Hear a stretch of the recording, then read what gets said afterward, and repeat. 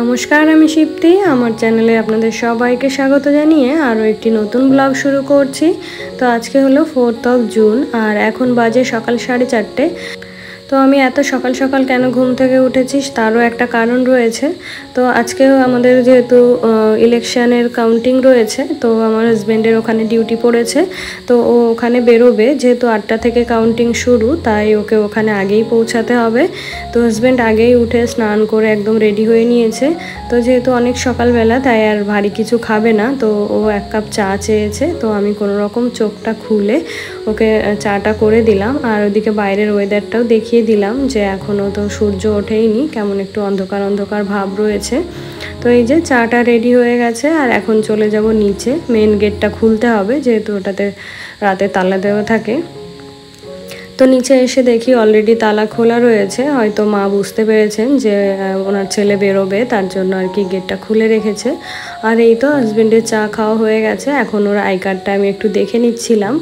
তো এই first time আমার হাজব্যান্ডের ইলেকশন কাউন্টিংয়ের ডিউটি পড়লো। এমনি ইলেকশনের ডিউটি আসে, অনেকবার এসছে আর কি। আর ইলেকশন কাউন্টিংয়ের ডিউটি এই প্রথমবার এলো।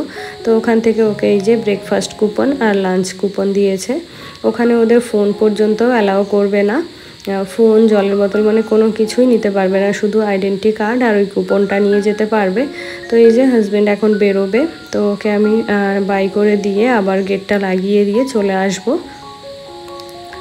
তো এই যে হাজব্যান্ড বেরিয়ে গেল। এবার বাইরে দেখতে পেলাম আমার শাশুড়ি মর্নিং ওয়াক করছে। তো সকাল সকাল ছেলের সাথে মায়েরও দেখা হয়ে গেল। আর অন্যান্য দিন ডিউটি থাকলেও আমার শাশুড়ি আগে উঠে বাসি ঘরটা ঝাড় দেয় বা ঘরের সামনে জল দেয়।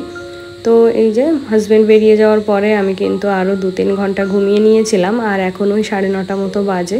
তো আজকে একটু খিচুড়ি খাওয়ার মন চাইছে, কারণ কিছুদিন আগে তো ঝমঝমিয়ে বৃষ্টি হলো।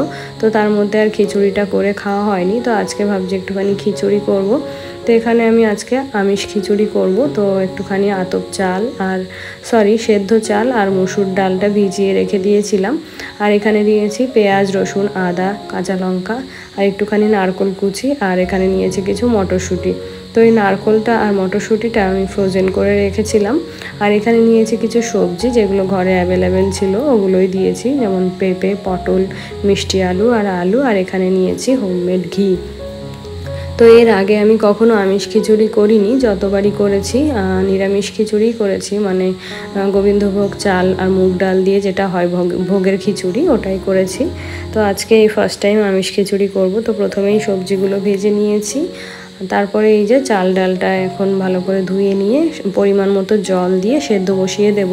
তো প্রেশার কুকারে দিচ্ছি, কারণ 2টো সিটি দিলেই ভালোভাবে চাল আর ডালটা সেদ্ধ হয়ে যাবে। আর ওর সঙ্গে সবজিগুলোও দিয়ে দিলাম, এতে করে সব কিছু ঠিকঠাকভাবে সেদ্ধ হয়ে যাবে আর পরে খুব অল্প সময়ে রান্নাটা হয়ে যাবে। তো এই কড়াইতে আগেই কিন্তু আমি একটু ঘি দিয়ে নারকেল আর মটরশুঁটিটা ভেজে তুলে রেখেছি। তারপরে এই যে গোটা শুকনো লঙ্কা, তেজপাতা, 5 ফোড়ন আর পেঁয়াজ দিয়ে এটাকে ভালো করে কষে নিচ্ছি। তারপরে দিয়ে দিলাম রসুন গ্রেট করে রেখেছিলাম। তারপরে এই যে আদা গ্রেট করে রেখেছিলাম যেটা, ওটাও দিয়ে দিলাম। তারপরে দিলাম একটু কাঁচা লঙ্কা, টমেটো। তো এবার দিলাম একটুখানি জিরে গুঁড়ো, লঙ্কা গুঁড়ো আর একটুখানি হলুদও দিয়েছিলাম। তো এবার একটুখানি জল দিয়ে ভালো করে কষে নিয়ে এই যে সেদ্ধ করে রাখা চাল ডালটার মধ্যে দিয়ে দিলাম। তো এটা আর একটু ভালোভাবে মিশিয়ে আর একটুখানি ফুটে এলে খিচুড়ি রেডি। যেহেতু প্রেশার কুকারে আগেই সেদ্ধ করে নিয়েছিলাম, তাই ফোড়ন দেওয়ার পর আর খুব বেশি রান্না করতে হবে না। তো এখানে এই যে একটু নারকেল কুচি যেটা ভেজে রেখেছিলাম ঘি দিয়ে, সেটা আর মটরশুঁটিটা দিয়ে দিলাম। তো এবার এটাকেও ভালো করে মিশিয়ে নেব। আরও কিছুক্ষণ খিচুড়িটা একটু জলটা শুকাবে আর কি। তো এখানে আমি টেস্টের জন্য সামান্য একটু চিনি দিয়ে দিলাম আর দেব একটুখানি ঘি। তো এই যে বাড়িতে যে ঘিটা তৈরি করা হয়েছিল সেই ঘিটা এখানে দিলাম আর দিচ্ছি একটুখানি গরম মশলা। তো এবারে কিছুক্ষণের জন্য এটাকে ঢাকা দিয়ে রেখে দেব। আর ওইদিকে কিন্তু আমি সাদা ভাত, ডাল এগুলোও করে নিয়েছি, কারণ বাবা এই খিচুড়ি একেবারেই খাবে না।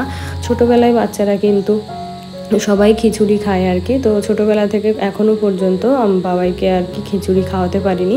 খিচুড়ি মুখে দিলেই কেমন অক করে, তাই ওকে সবসময় খিচুড়ির বদলে আমি ডাল ভাত করে দিই। তো ওকেও খাইয়ে দিয়েছি, ডাল ভাত আর ডিম ভাজা দিয়ে। আর এদিকে আমি খিচুড়ির সাথে নিয়েছি 2টো বেগুন ভাজা, একটু পাঁপড় আর নিয়েছি একটা ডিমের অমলেট। তো ওইদিকে চাটনিও করবো ভেবেছিলাম, দিয়ে আমটাও কাঁচা আমটা কেটে রেখেছি। তো পরে দেখলাম যে চাটনি করতে গেলে আরও অনেকটা টাইম লেগে যাবে, তার জন্য আমটা ফ্রিজে রেখে দিয়েছি।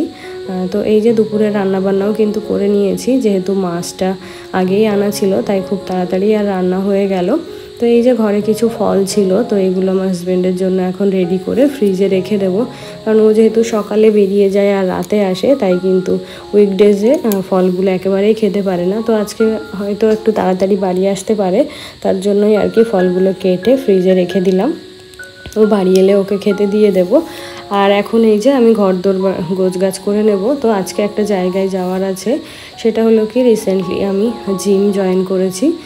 তো এটা আমার হাজব্যান্ডের ইচ্ছাতেই করেছি আর কি। আমার মানে আমি একটু বাড়িতে বসে খেয়ে দিয়ে আরাম করতেই বেশি ভালোবাসি, কিন্তু আমার হাজব্যান্ড খুব করে ফোর্স করছিল আমাকে জিমে যাওয়ার জন্য বা শরীরটাকে একটু ফিট রাখার জন্য। তো ওই আমাকে ছুটির দিন দেখে নিয়ে গেছে আর কি জিম সেন্টারে। তো ওখানে গিয়ে আমাকে ভর্তি করে দিয়েছে, আর কয়েকদিন হলো আর কি ওখানে যাচ্ছি। তো ওখানে সারাদিনই মানে সপ্তাহে 6 দিন হয়, বৃহস্পতিবার ছাড়া। বৃহস্পতিবারটা বন্ধ থাকে, আর সপ্তাহে 6 দিনই ওখানে ক্লাস হয়। সারাদিনই মানে সকাল 8টা থেকে বোধহয় রাত 10টা পর্যন্ত খোলা থাকে। তো ওরা আমাকে বলেছে আমার যখন ইচ্ছা মানে যখন টাইম আর কি হবে আমার সেই সময় যেতে পারি। তো বিকালবেলা একটা ব্যাচ হয় 5টা থেকে 6:30, তো ওটা হচ্ছে শুধুমাত্র মেয়েদের ব্যাচ। তো আমার হাজব্যান্ড বলেছিল যে ওই ব্যাচটাতেই যেতে, তো ওই ব্যাচটাতেও আমি 2 দিন গেছি। তো মেয়েদের ব্যাচে কি হয়, ওখানে মানে অনেক ঘিঞ্জি হয়, ভিড় হয়ে যায় আর কি। তো দুপুরবেলাটা অনেক ফ্রি থাকে, আর দুপুরবেলার টাইমটাও কিন্তু আমার জন্য একদম ঠিকঠাক, কারণ হাজব্যান্ড তো সেই সকাল 7:30টায় বেরিয়ে যায়, তারপরে এদিকে ছেলেও স্কুলে চলে যায় 10টার মধ্যে। তো 10টার পরে যেটুকু কাজ থাকে সেটুকু কাজ কমপ্লিট করে আমি কিন্তু 11:30টার সময় বা 12টার সময় জিমে যেতেই পারি। তো ওখানে প্রায় 2 ঘন্টা থেকে আবার ঠিক টাইমে লাঞ্চের আগেও বাড়ি চলে আসতে পারি। তো এই টাইমটা আমার জন্য একেবারে অ্যাপ্রোপ্রিয়েট। তো এই টাইমটাই আমি আমার জন্য ঠিক করেছি। তো এই বাড়ির কাজগুলো কমপ্লিট করে রেখে যাচ্ছি, যাতে জিম করে এসে যেহেতু একটু টায়ার্ড থাকবো, তো স্নান করে পুজোটা দিয়ে লাঞ্চটা করে নিতে পারি। ওই জন্য ঘরবাড়ির যে কাজগুলো আমি প্রত্যেক দিন করি সেগুলো আজকে করে রেখেই যাব। তো এখন ওই 10:30 মতো বাজে, আর আমি বেরোবো ওই 11:30টার মধ্যে। তো এই যে কালকে যে মানি প্ল্যান্টটা রেখেছিলাম, মানে 2 দিন আগে রেখেছিলাম, তো ওর জলটা আজকে পাল্টে দিলাম। তো আমি এটা জলের মধ্যেই গ্রো করব ভাবছি, মাটিতে করব না, কারণ মাটিতে করলে মেনটেন করা একটু ঝামেলা হয়ে যাবে। তো এই যে আমি এখানে কিন্তু ট্যাঙ্কের জল দিই না, যে আরও ওয়াটার মানে অ্যাকোয়াগার্ডের যে জলটা সেটাই দিই, এতে করে জলটাও খুব ফ্রেশ থাকে আর গাছটাও অনেক ভালো থাকে। অনেক সময় কি হয়, ট্যাঙ্কের জল দিলে জলটা অনেক সময় সবুজ সবুজ ওর মধ্যে ছ্যাতলা পড়ে যায়। তো এই আরও ওয়াটারটা দেওয়াতে দেখি জলটা যেরকম দিই আর কি সেরকমই পরিষ্কার থাকে। তো এই যে এক এক করে কিন্তু সমস্ত কাজই গুছিয়ে নিলাম। ওদিকে আমার বেডরুম ক্লিন হয়ে গেছে, সোফাটাও হয়ে গেছে, এখন ডাইনিংটাও হয়ে গেল। তো এবার আরও যে বেডরুমগুলো রয়েছে সেগুলোও একটু করে ঝেড়ে নেব। তো এই যে এই বেডরুমটায় চলে এলাম। তো যেহেতু এই বেডরুমে কেউ থাকে না, তাই কিন্তু আমি বেডশিটগুলো একেবারে চেঞ্জ করি না বললেই চলে। তো যখন আবার কেউ বেড়াতে আসে তখন আর কি এটা চেঞ্জ করে তখন অন্য আর কি ধোয়া বেডশিট পেতে দিই। তো এই ঘরেও কিছু ফার্নিচার ছিল, এগুলোও ডাস্টিং করতে হয় আমাকে নিয়মিত। তো এগুলোও এখন ডাস্টিং করে নেব। তো তারপরে আর কি বেরোবো। এদিকে সকালেও ব্রেকফাস্ট করে নিয়েছি। তো এই যে জিমে যাওয়ার জন্য এখন ব্যাগটাও গুছিয়ে নিচ্ছি। তো জিমের ভিতরে যেহেতু বাইরের জুতো অ্যালাও করে না, তাই এক জোড়া আলাদা জুতো নিয়ে নিচ্ছি, আর একটা টাওয়াল নিতে হয়, আর নেব একটা জলের বোতল। আর যে ট্রাউজারটা পরবো সেটা আমি বাড়ি থেকেই পরে যাব, মানে ট্রাউজারের উপরে একটা কুর্তি পরে চলে যাব, আর একটা টি শার্ট ক্যারি করব, যেটা ওখানে গিয়ে চেঞ্জ করে নেব। তো অর্ধেকটা ড্রেস পরে গেলে কি হবে, ওখানে গিয়ে খুব একটা টাইম লাগবে না আর কি, শুধু টি শার্টটা পরে নিলেই হয়ে যাবে। তো এই যে আমার ব্যাগ গোছানো কমপ্লিট, এখন আর কি বেরিয়ে পড়বো।